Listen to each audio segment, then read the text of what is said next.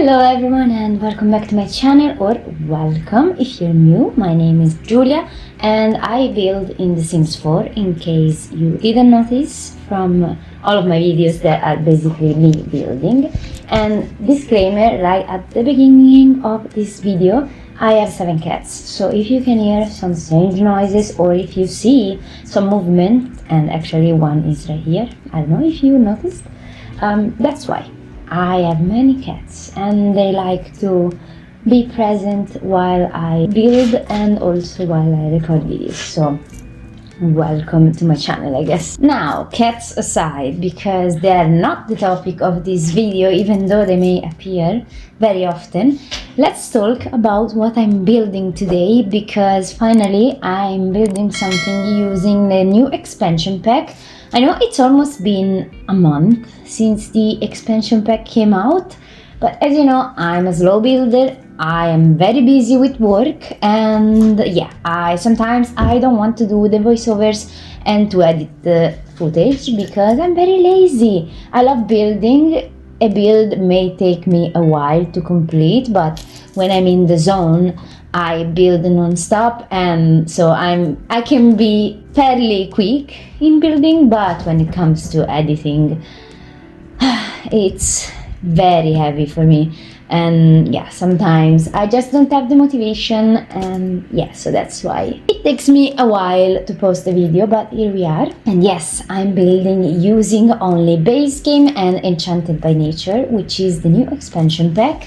Now, as for my opinion on the expansion pack, I don't know how much I like it. I love the fact that we got fairies. Fairies are, I think, one of my favorite occults. They are so cute with the fairy wings, and that they can shrink, they become so tiny, they're so cute, I love them.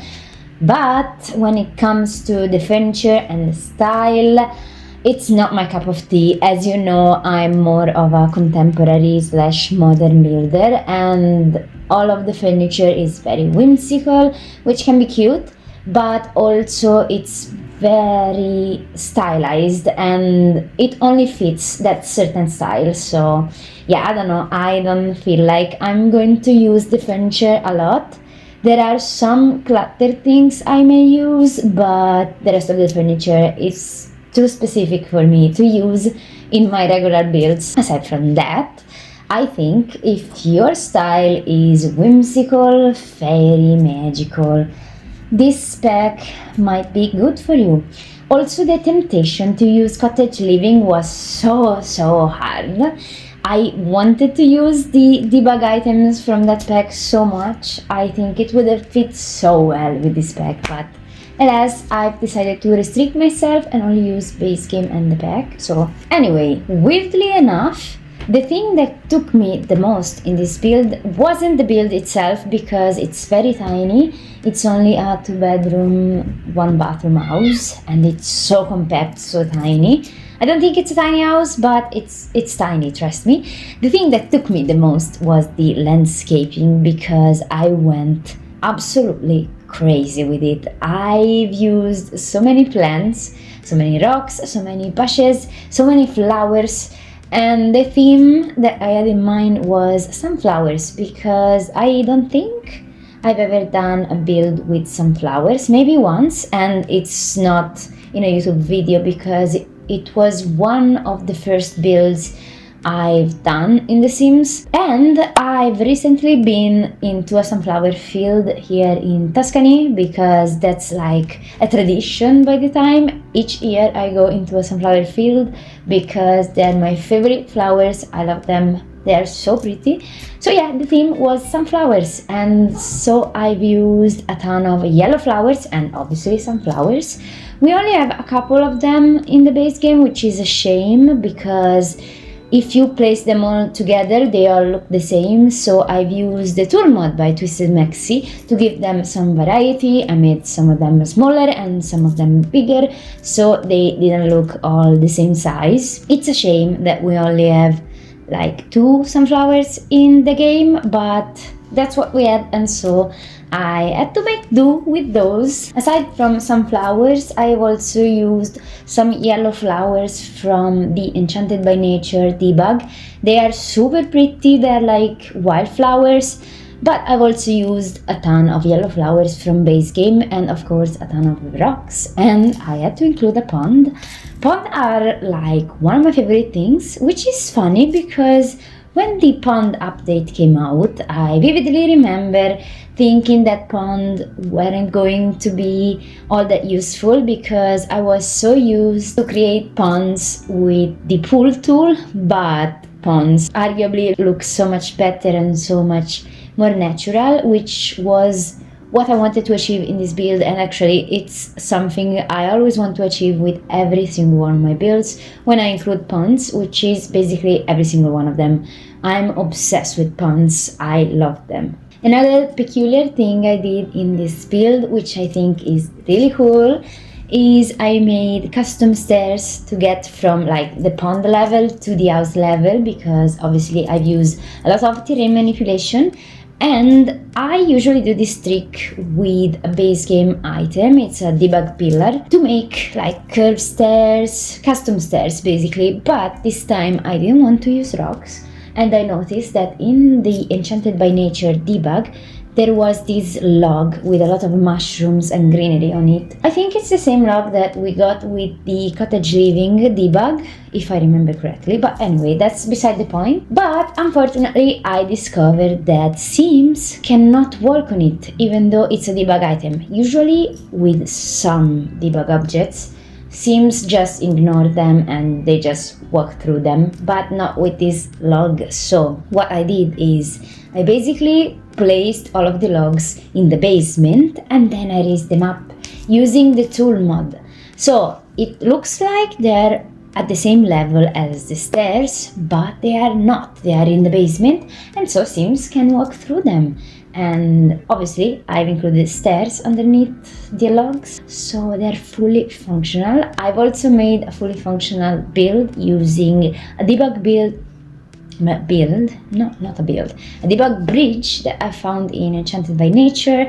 I've decorated it eventually with some fairy lights that came with Enchanted by Nature, and I've also used something I've created so many years ago, I don't even remember when. It's like a mill wheel made entirely with base game that you can find on the gallery. It's under Giuliabuilds, obviously, my gallery ID, and you can download it and place it in your builds as well. And this was another instance in which I would have loved to have cottage living, because cottage living has not one but two wheels, and yeah, they're so pretty. One of them, if I remember well, moves and has like watery effects, which I couldn't use on this build, so yeah, I had to make do creating my own mill wheel, which is fine, but I would have rather used a fully functional one. I mean, not functional in the sense that it does something in the game, but functional meaning that it moves. This one doesn't move because it's made with debug items,